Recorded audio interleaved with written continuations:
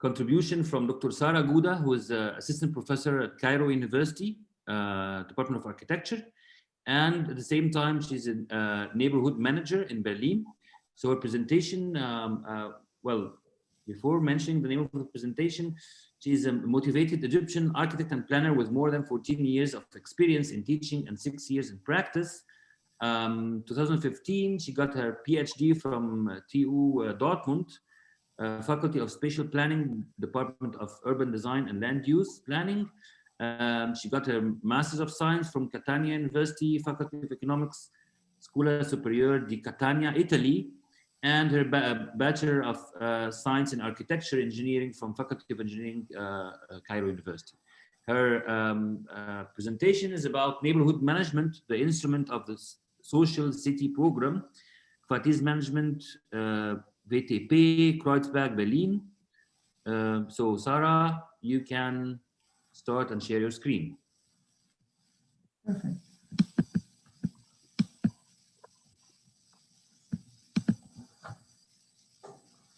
Assalamu alaikum, everybody. Thanks a lot, Dr. Hassan, for the invitation. Thanks, Dr. Shefa, for your presentation. I will be also presenting a German urban development fund, which is called the Social City program, under which the instrument of Quartiersmanagement is being used. Before starting to explain what this is, I would like to take you in a journey that starts by the World War II, the end of World War II, 1945, by the defeat of Germany, where 4 years later, the division has taken place into East and West, but not only for the whole of Germany, but even for Berlin, that was even divided into two by a wall that was being constructed in 1961. At that time, the Germans opened the borders for guest workers to come and help reconstructing the country. But these people were residing the areas along the wall, and they were like neglected areas. So what happened is that a lot of agglomerations of guest workers were along the wall, and 29 years later, by the 1989, with the fall of the Berlin Wall, they have discovered that this neglected area for all these years was in the center of the city. It was in the heart of Berlin that was becoming the capital of Germany. They were facing a lot of challenges at that time along the wall. So they had social segregation, social inequality, unemployment, increasing violence in the open space, neglected living environment, bad infrastructure, bad image, declining economies. And they had like to search for solutions for the functioning of the city as a whole. So in 1995, a nationwide initiative called Social City was launched. And 4 years later, it became a more serious, so becoming from an initiative, it became a program under the state federal management, which was under the title Districts with Special Development Needs, the Social City. Actually, the Social City since 1999 was one of different programs under the overall umbrella of German urban development funding programs, parallel to other programs like city reconstruction, urban heritage protection, and active city centers. The Social City, which was affiliated 1999, started at that time with 15 Quartiersmanagement areas, and I will explain in a further slide what this is. They had to develop like certain indicators in order to determine the areas of Quartiersmanagement. So they started to see the indicators like the deficits, which accordingly mean that these are the indicators. So first of all was unemployment as an indicator. Another indicator that was important for them was long-term unemployment. So they distinguished between both. Third thing was state aid recipients. These are people who take financial aid from the state for a minimum existence if they don't afford a lot of money. And the fourth indicator is child poverty. So having these indicators, a certain entity called Monitoring Social Urban Development is developing every 2 years kind of these maps you are shown here in front of you to see the different levels. So you have like areas with a relatively good situation and others with relatively bad. And according to this, they start to define Quartiersmanagement areas with different categories. The first one is strong intervention, average intervention, and the third, prevention, according to the level of deviation from the overall situation and burden. And the interesting thing is in this part is to say that this monitoring is happening, as I said, every 2 years. It is an observation of the socio-spatial development at a local and regional level. It serves as an instrument for checking previous developments and at the same time as an early warning system for determining area-related needs of action. Here is an illustration of the Berlin map showing the different Quartiersmanagement areas assigned. And as a quick reminder, I'm showing here the outline of the Berlin Wall that shows that in the heart, we have a lot of Quartiersmanagement areas defined. So today I would like to present one of these. Currently in Berlin, there are 34 Quartiersmanagement areas. I will present the one called Quartiersmanagement Wassertorplatz, which was defined as a Quartiersmanagement since 2005. It's in the center of Berlin in the district called Kreuzberg, one of the with the highest number of Turkish origin people. Adjacent to it, there is the relatively famous here in Berlin Quartiersmanagement Zentrum Kreuzberg Oranienstraße. This was one of the pilot Quartiersmanagement starting since 1999, and it's still existing until now. Just a quick overview of the area. So first of all, you start defining a Quartiersmanagement area by defining the boundaries, the streets that limit the area. Here you have a main street on the north. It's well connected by the metro stations. And as a quick architectural urban style, you can see that it was built in the 50s, 60s. So you have this typical prefabricated social buildings all around the area. However, in the recent years, there is a booming investment happening on the northern part along the main street, building of office buildings, etc. So coming to the indicators we just talked about, you can see here the comparison of the Quartier of Wassertorplatz in comparison to Berlin with the different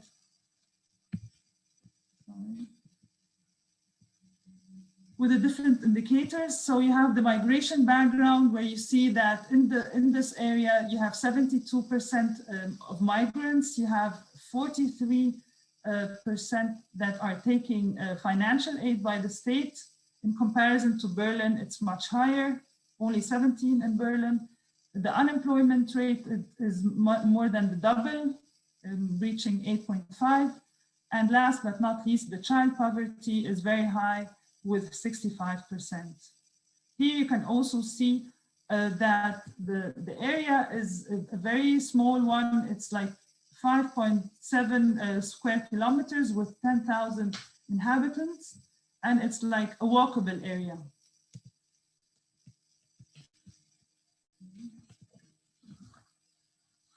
So what is the concept of Quartiersmanagement?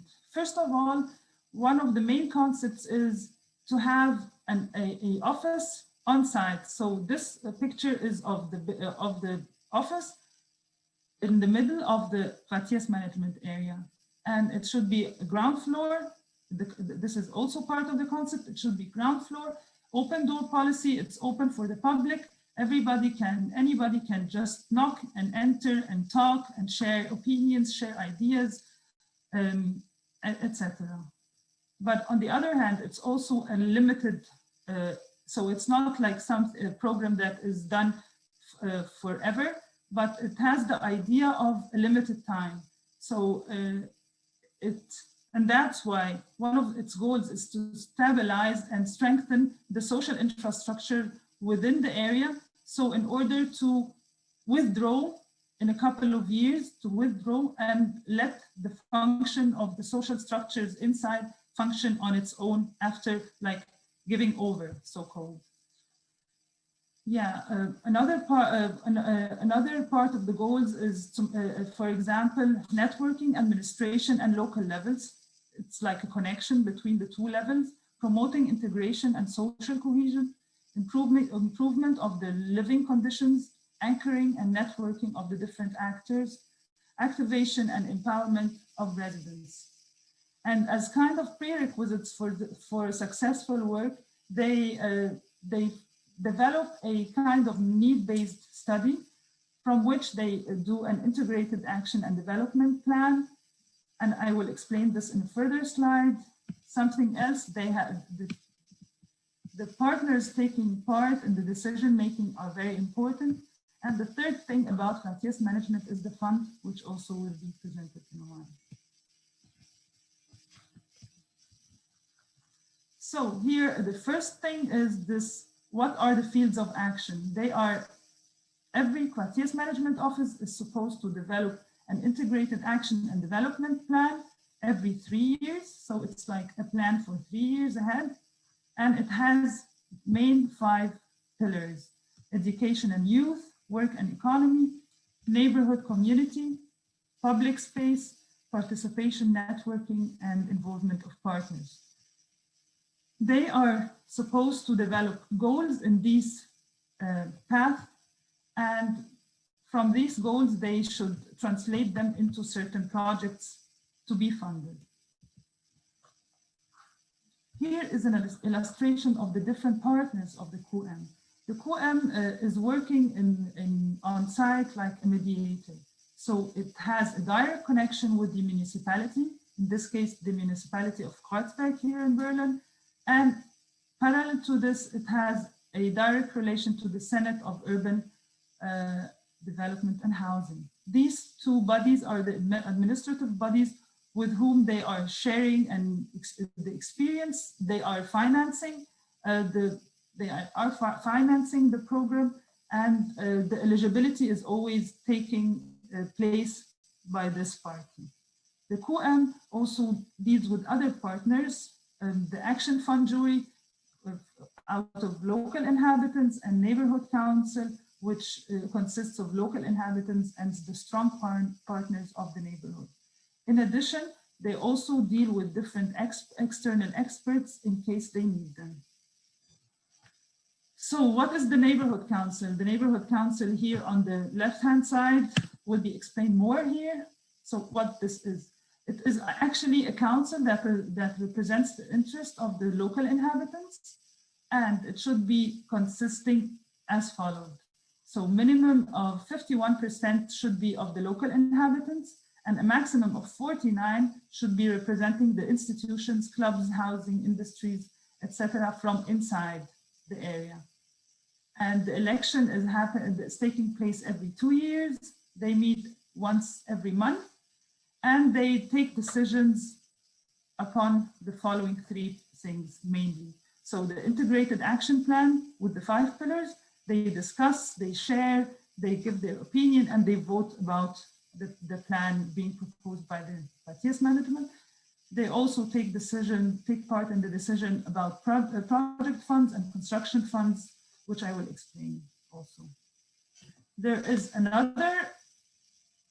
another committee called Action Fund Jury, which is completely out of residents. This is more of an informal committee that deals with actions with very small amount of money. And again, they are also elected every 2 years and they meet once per month. Here is an overview of the different funds, that being administered, that the Quartiersmanagement is administrating. So 50% of it is financed by the state federal fund, and the other 50% is funded by the EU. And it goes as follows. So we have the Action Fund, Project Fund, and Construction Fund.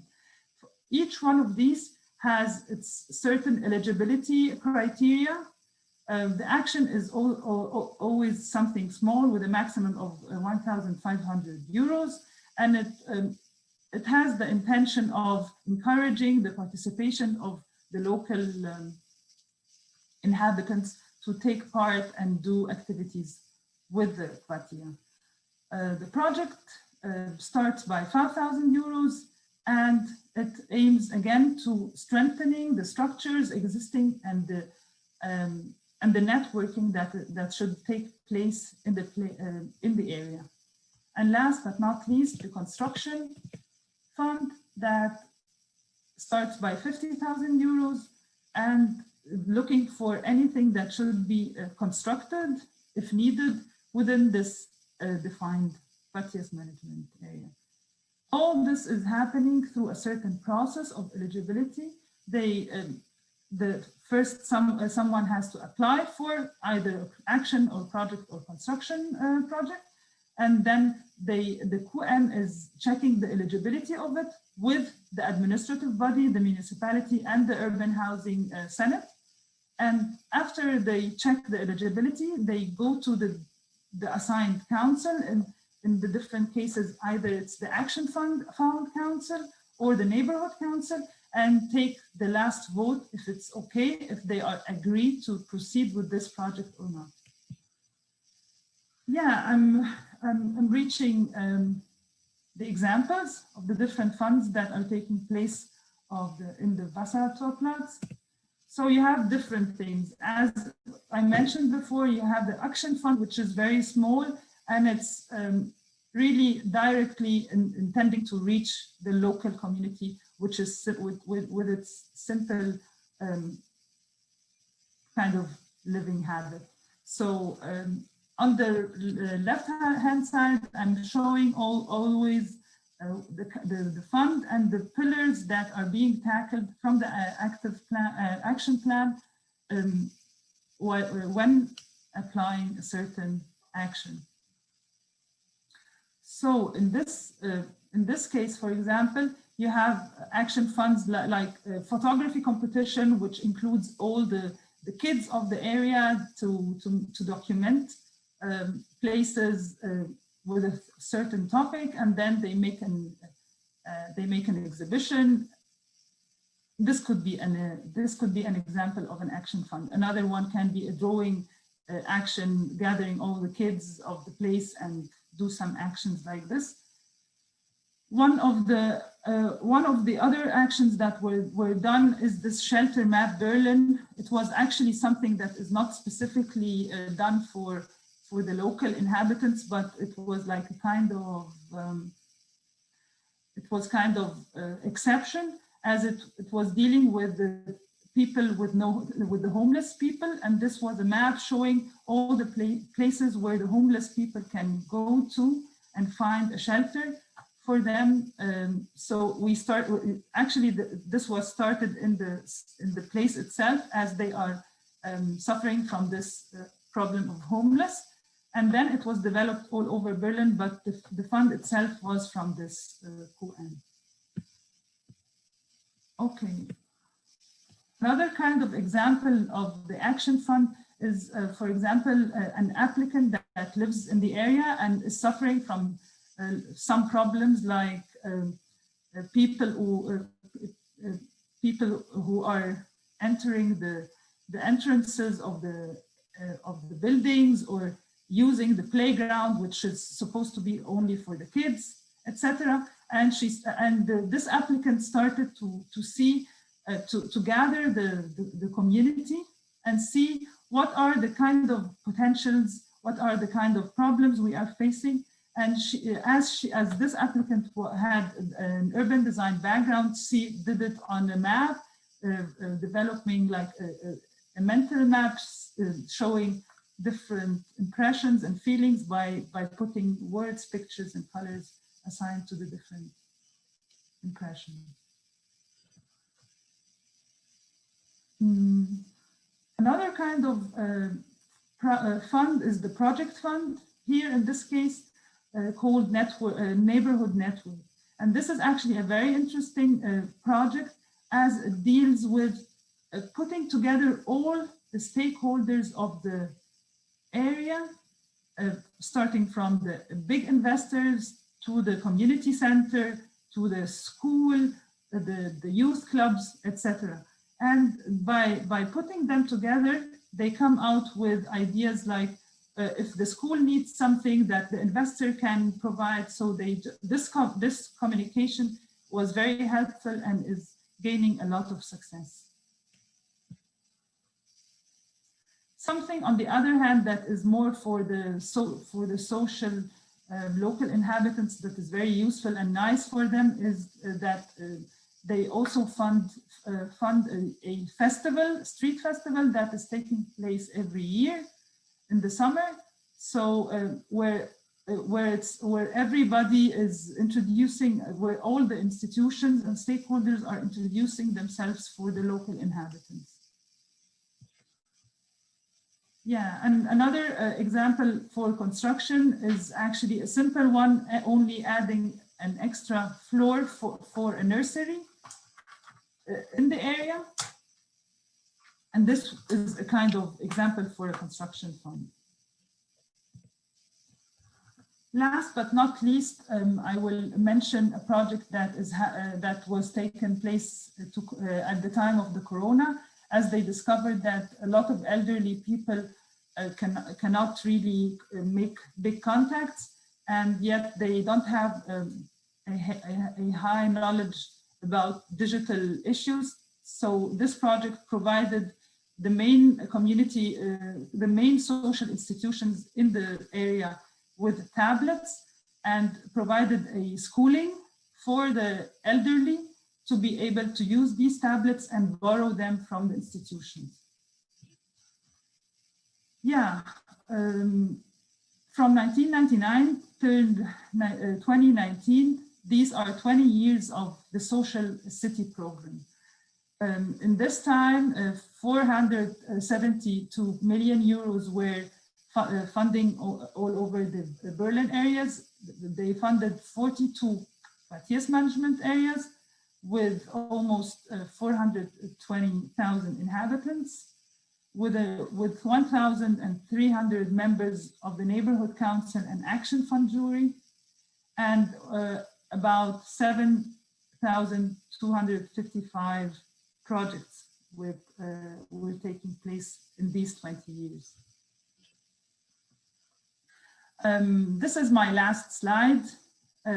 We can take a lot of terms and ideas out of this, like the federal, state, EU fund 50%, 50%, the monitoring of urban development that is happening every 2 years, checking the indicators and how the development is either stagnating or heading a negative or a positive direction, the needs-based action plan with its 5 pillars, the strengthening of existing structures in order to withdraw anytime. So the Quartiersmanagement is not an everlasting program. It's implemented in a place and it should disappear after giving the strength to another existing social structure. And another point is community participation, social cohesion, bottom-up approach, networking. Yeah, thank you. Thanks a lot, Sara, for this very informative overview about the topic, even starting historically and reaching the current examples from this year even. I really like this project for the elderly during the COVID-19 teaching them something. I mean, actually, this was a question I wanted to ask you, how the COVID had affected the nature of the projects for this year. I mean, 2020, when it comes to, I mean, difficulty to organize the street festivals, or maybe it happened maybe in summertime before the new regulations. This would be one question. And actually, another question, maybe you can start by answering the second one first, which is, who can apply for this funds? I mean, just someone who is living inside the area can come to you and tell you, I have an idea and I want to apply this idea. But then what about the capacity of this person to manage the fund? So do you provide any capacity building for the people? Thanks a lot. Thank you, Dr. Hassan. Okay, I will start with the second question, as you required the application. So actually the application, it depends actually. So if we are talking about the action fund, which deals with this 1,500 euros, it's a simple fund. It can be carried out by any local inhabitant. He or she has to be living in the defined area of the quartier.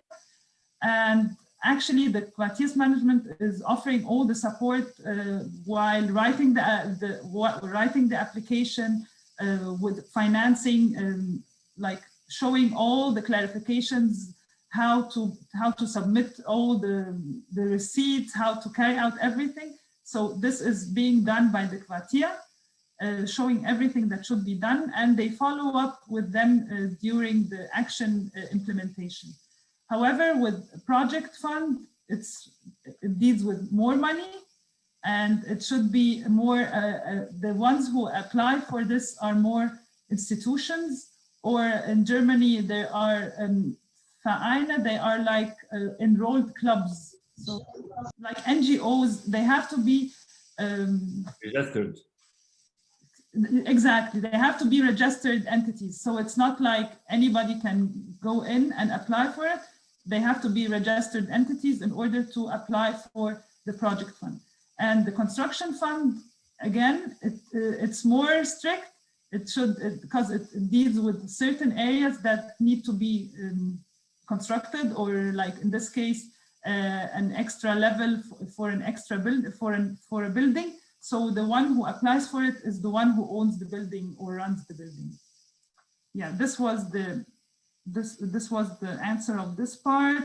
Actually, talking about the other thing, the program called Social City. So imagine if we are talking about a program that deals with the society and the social cohesion, and suddenly you are asking them to keep distance, to minimize contact. So it's actually very hard, and it's affecting the program in a way or another. So, for example, this street festival did not take place. In Christmas time, there is a market that should take place. It's not going to take place. So even the meetings of the neighborhood council and the other jury that should be done monthly, face to face, are also taking place in another hybrid method. We call it a hybrid method. So because we are the people who can come and show their opinion can come, but others are doing this through the phone or by emails. So we are really missing this kind of direct contact, because we have a lot of elderly people which we should take care of. So it's not that. Yeah. Yeah, exactly. Maybe you can use Zoom. Yeah, check this option. Yeah, Zoom is being used for all the formal meetings, and with some of the councils. Actually, there are a lot of other activities carried out by the Quartiersmanagement. However, I wanted to keep the time as asked by around 30 minutes. But there are other activities done by the Quartiersmanagement, like that they are managing like small committees for the living environment, and these are taking place now on Zoom, for example. Great. So we have two questions from Marwan, then the Busi. Okay. Yeah, thank you. Thank you, Sara, very much for your amazing presentation.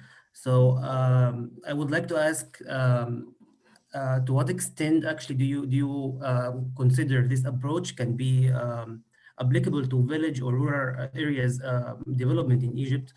Basically, like how can we make use of this amazing approach actually in the complexity in the centralized system in Egypt? Okay, I think it's not an easy question, and it won't be an easy answer. But having the chance to see this program from that close, of course, you automatically think of how to apply it in your country. So I think if there is a will to do this, you can start. If you see the history of it, like it started with an initiative. At the beginning of the presentation, I showed how it started with being very informal. It was an initiative called Social City. And after 4 years of running this initiative, they then turned it into a program. And even this program didn't take its strength from day one. So it was like, there were pilot projects on a couple of areas, and they were monitoring and evaluating every 2 years the process and questioning whether it should continue or not. So everything happens step by step. I think it's a very interesting approach to start with. One of the good things are that there is this idea of, it's a very local level instrument that is being used. The Quartiersmanagement people really are very close to the local inhabitants, know everything about the social institutions, but also have a direct connection to the municipality and to the Senate of Urban Development and Housing. And I think this connection is very important and is very useful. Thanks, Sara. The Busi, please, short questions, and we try to give short answers because we still have one more question. Okay. Okay, I'm sorry. Dr. Sara, I was asked about the neighborhood council, which elected from local people and so on. From your experience and based on your data, how many different functions rely on this council on making a decision, function about this and rules about this council, and how much does the state level monitor the work of this council or monitor the performance of this council if they interrupt the work or interrupt their decision making and so on. So that's all. Okay, maybe I will start with the influence of the state level or the administrative bodies on the neighborhood council. There aren't direct influence from the administrative bodies direct to the neighborhood council, but there is an influence and a direct contact with the Quartiersmanagement itself. So, because every project that should be funded should be go through an eligibility checklist in order to be funded, and this kind of eligibility is being carried out with the support of the municipality and the Senate. So every month there is another kind of meeting taking place with the administrative bodies, but only the Quartiersmanagement with the administrative bodies are sitting together, are introducing the planned projects, and they are giving a yes or no for these projects. And if they have concerns, they share their concerns about it. And after they show their agreement about the projects, this takes another level, and the Quartiersmanagement starts to introduce these projects to the neighborhood council, sharing with them these ideas. And and vote for it. So either they are with or against these projects. Is this clear? Yeah. Amina, Yeah. last question for this session, Amina, because Sarah has to leave now, actually. I will be rejoining again, but I have to leave for a certain meeting. Okay, the question is it possible to apply for projects in neighborhoods which are not yet part of the assigned areas? The answer is no, but another helpful answer is here in Germany, you have a lot of different funds. So people are looking actually for the suitable funds, for another suitable fund. Great. Thanks a lot, Sarah, for your support and for being with us. And definitely you will join us again. I mean, today. I'm very happy to be with you today, and I will rejoin again. Thanks a lot. Great. Bye-bye.